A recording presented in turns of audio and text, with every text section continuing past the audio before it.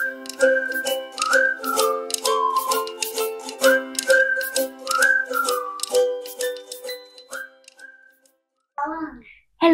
xin chào tất cả các bạn, chào mừng các bạn đến với kênh Móc Len của Mimi Handmade. Hôm nay Mimi sẽ hướng dẫn cho các bạn móc cái quả măng cụt ha, để chúng ta có thể là phối với những cái loại trái cây mà Mimi đã hướng dẫn trước đó nè, như là bưởi, dừa, chuối nè, rồi vải, cam, cũng là nho, hoặc là những cái loại quả khác mà mình đã có hướng dẫn trước đó rồi đó các bạn. Các bạn sẽ bấm vào trong một video của Mimi Handmade hoặc là trong một danh sách phát ha, mình có tổng hợp video lại cho các bạn dễ dàng tìm thấy hơn đó.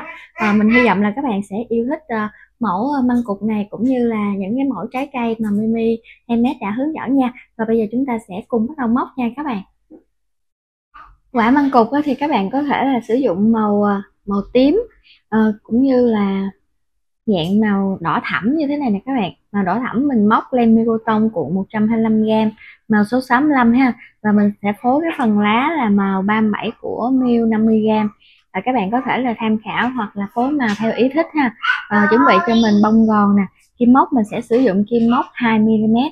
Các bạn chuẩn bị thêm cho mình kẽm lá một cành dài ha các bạn, với lại cái cắt len cũng như là kim thô len nha.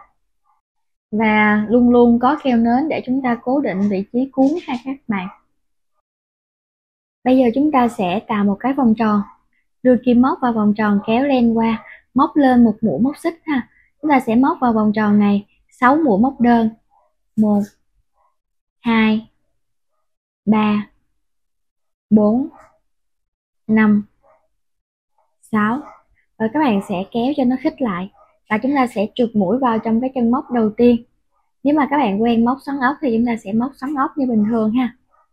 Và bây giờ chúng ta sẽ quy ước là mũi móc đơn mình sẽ đọc là mũi X nha. Hai mũi móc đơn cùng một chân mình sẽ đọc là mũi V. Các bạn sẽ lưu ý điều đó nha. Còn mũi giảm là mình sẽ đọc là mũi A. Các bạn sẽ móc lên một mũi móc xích để móc hai móc thứ hai, đâm kim vào chân móc đầu tiên, chúng ta sẽ móc một V. Những cái chân móc còn lại các bạn cũng sẽ móc mỗi chân là một V nha. Chúng ta sẽ có 6 V cho hàng móc thứ hai này, tức là hai mũi móc đơn cùng một chân. Các bạn sẽ móc tới cuối hàng luôn ha. Mình đã móc tới cuối hàng rồi, bây giờ chúng ta sẽ trượt mũi vào trong cái chân móc đầu tiên này ha. Móc lên một mũi móc xích để móc hai móc thứ ba, đâm kim vào chân móc đầu tiên, chúng ta sẽ móc một X, chân thứ hai một V. Cứ lặp lại một X một V này đến cuối hàng luôn, một X một V, rồi các bạn móc tới cuối luôn ha. Mình đã móc xong hàng móc thứ ba rồi, bây giờ chúng ta sẽ trượt mũi và kết thúc hàng ha. Móc lên một mũi móc xích để móc hàng móc thứ tư, đâm kim vào chân móc đầu tiên, móc một X, chân thứ hai một V, chân thứ ba một X. Các bạn sẽ móc một X một V một X ha, lặp lại cho mình tới cuối hàng luôn nha. Mình đã móc xong hàng móc thứ tư rồi, bây giờ chúng ta sẽ trượt mũi và kết thúc hàng. Móc lên cho mình một mũi móc xích để móc hàng móc thứ năm nha. Chúng ta sẽ móc theo công thức là 3x 1v, 2 3, 1v ở vị trí thứ tư. Lặp lại cái cụm móc này cho mình tới cuối hàng luôn ha, 3x 1v. Mình đã móc xong hàng móc thứ năm rồi, bây giờ chúng ta sẽ trượt mũi và kết thúc hàng. Móc lên một mũi móc xích để móc hàng móc thứ sáu. Chúng ta sẽ móc 2x 1v và 2x nha. 1 2 2x rồi nè. Mũi thứ ba là 1v, 2x tiếp theo. Rồi 5 chân móc 2x 1v 2x, lặp lại cái cụm móc này cho mình tới cuối hàng luôn nha. Mình đã móc xong hàng móc thứ sáu rồi ha, và tổng số chân móc ở hàng móc thứ sáu sẽ là 36 chân móc. Các bạn sẽ móc hàng móc thứ bảy nha, móc lên một mũi móc xích, chúng ta sẽ móc 36 mũi X, tức là mỗi chân một X nha các bạn. Ở hàng móc thứ bảy các bạn móc 36x, hàng móc thứ 8, thứ 9, thứ 10, 11 và hàng móc thứ 12. Chúng ta sẽ móc giống hệt như hàng móc thứ 7 này, mỗi chân sẽ là 1x và mỗi hàng chúng ta sẽ có là 36x. Mình sẽ gặp lại các bạn khi mà chúng ta móc lên tới hàng móc 12 luôn ha. Móc tới cuối hàng rồi mình sẽ gặp lại các bạn. Mình đã móc xong hai móc thứ 12 rồi, bây giờ chúng ta sẽ móc lên một mũi móc xích để móc hai móc thứ 13 ha. Chúng ta sẽ móc 2x 1A. 1A tức là chúng ta sẽ đâm kim vào nửa cái nhánh phía bên trong của chân móc thứ 3, đồng thời đâm kim vào nửa cái nhánh bên trong của chân móc thứ 4, và các bạn sẽ kéo len qua hai cái chân móc này. Chúng ta có hai vòng len trên kim, các bạn sẽ kéo qua hết luôn. Đây được gọi là mũi giảm và là mũi A ha. Chúng ta sẽ móc là 2x 1A và 2x. Như vậy còn lại là 2x. Một cụm của chúng ta bao gồm bao nhiêu đây ha? 2x 1A và 2x. Các bạn sẽ lặp lại cho mình tới cuối hàng luôn nha. Mình đã móc xong hai móc thứ 13 rồi. Bây giờ chúng ta sẽ trượt mũi và kết thúc hàng.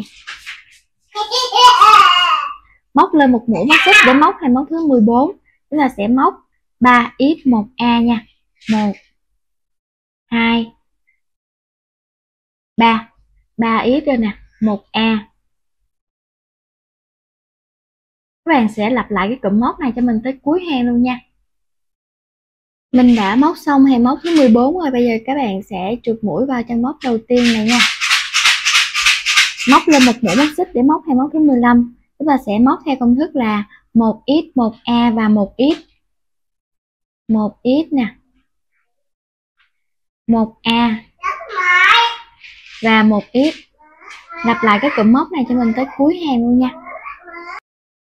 Mình đã móc xong hai móc thứ 15 rồi đây. Bây giờ chúng ta sẽ trượt mũi và kết thúc hàng ha. Tại đây các bạn có thể là nhồi cái phần bông gòn vô được rồi đó các bạn. Móc lên một mũi móc xích đi và chúng ta sẽ nhồi bông gòn vô ha. Bây giờ chúng ta sẽ móc hai móc thứ 16 ha. Các bạn sẽ móc 1x 1A lặp lại đến cuối hàng luôn nha. 1x và tới 1A. Và các bạn móc tương tự như mình hướng dẫn tới cuối hàng ha. Kết thúc hai móc thứ 16 thì các bạn sẽ móc lên một mũi móc xích để chúng ta móc hai móc thứ 17 ha. 17 này các bạn sẽ móc 6A. Hai chân móc đầu tiên chúng ta sẽ giảm vào một chân móc nè. Rồi tiếp theo và các bạn sẽ giảm 6 lần ha. Chúng ta móc xong đến cuối hàng rồi, chúng ta sẽ móc lên móc mũi dời ha, và móc lên một mũi xích để cắt len. Các bạn cũng cắt chừa ra một đoạn á, để chúng ta một lát nữa chúng ta rút lại. Rồi ở chỗ này các bạn có thể là nhồi thêm một ít bông gòn ha. Bây giờ mình sẽ làm cái phần cuốn ở phía trên nha, cái phần giống như cái phần màu á các bạn. Bây giờ len á thì chúng ta có một cọng ở phía ngoài, một cọng ở phía bên trong á. Các bạn sẽ chập đôi hai cái cọng này lại ha. Mình sẽ móc kim 4mm nha các bạn, cho nó to ra. Cái chỗ này một lát nữa chúng ta sẽ khâu lại sau ha. Và bây giờ các bạn sẽ tạo cho mình một cái vòng tròn.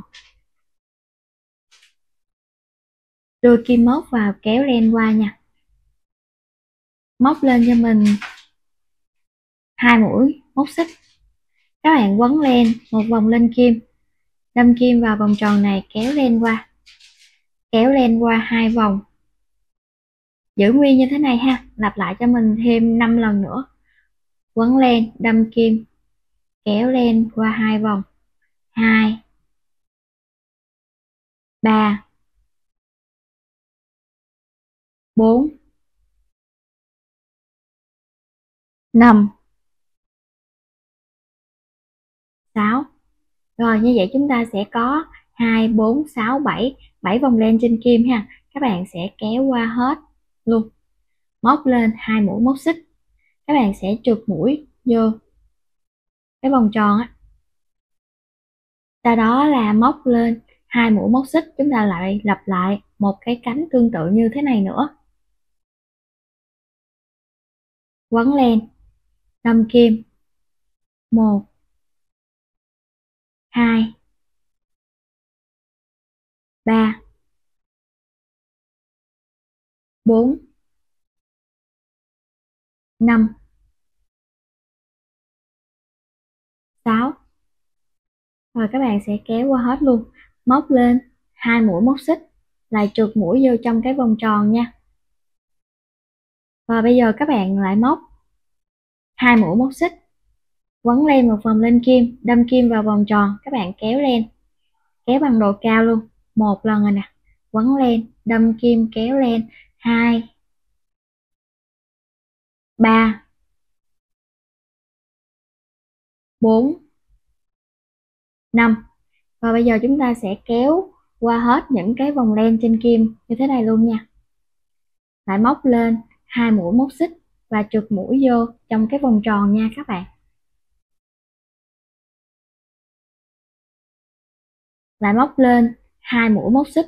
Lần này thì chúng ta sẽ móc giống như lần đầu á, nhưng mà chúng ta sẽ móc qua 5 thôi. Lần đầu chúng ta làm 6 á. 1, 2, 3, 4, 5. Rồi các bạn sẽ kéo qua hết luôn. Móc lên cho mình 2 mũi móc xích và bây giờ chúng ta sẽ trượt mũi vô. Rồi các bạn móc lên một mũi móc xích rồi chúng ta sẽ cắt len nha. Rút nó chặt lại. Sau đó cầm cái cọng này nè, kéo vô.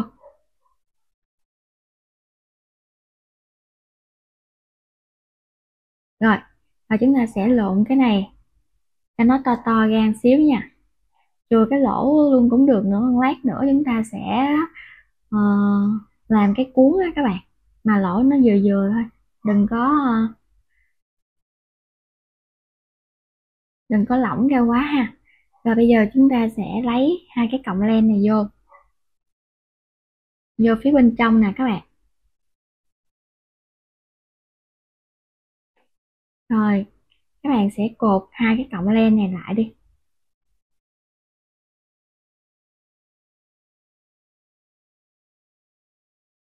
Và chúng ta sẽ cắt len nha.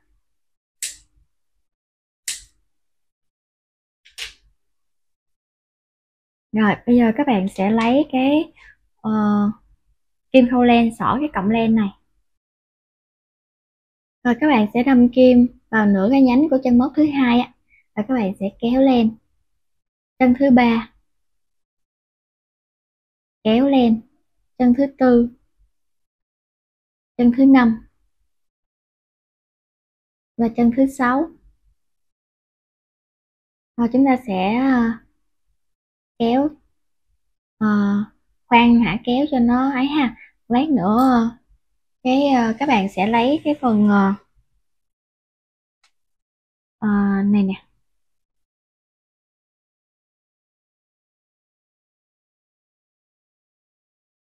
ta sẽ đâm kim vô cái đây ha các bạn. Chúng ta sẽ ấy cho nó tạo một cái lỗ đi. Rồi như vậy chúng ta sẽ lấy cái cuốn cho nó tới đây đi các bạn.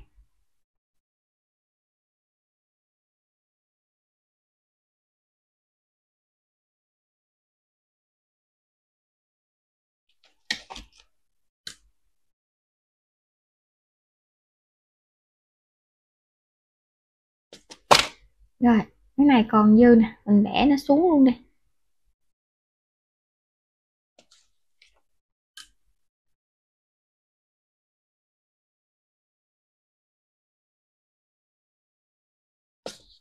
Rồi bây giờ mình sẽ lấy len á, mình sẽ quấn cái này lại ha. Bây giờ mình đã chấm một ít keo rồi nè các bạn. Đây, các bạn sẽ quấn cái này lại ha.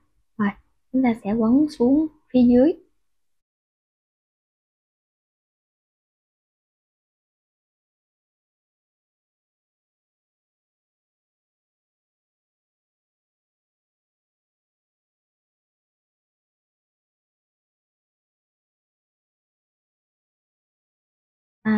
Bây giờ mình sẽ bẻ này ha.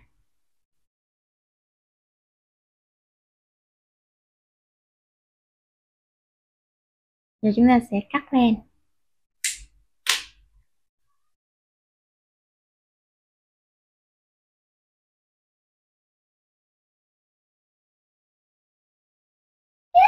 Rồi như vậy là mình sẽ chấm một ít keo ở chỗ đoạn này nha. Mình đã chấm keo xong rồi, bây giờ mình sẽ đẩy nó xuống và giữ nguyên cái vị trí này nha. Giữ một lúc đó các bạn, để cho cái keo này nó dính vô. Rồi xong rồi cái chỗ này nè, các bạn cũng sẽ rút nó lại mạnh hơn. Rồi, chúng ta sẽ đâm kim.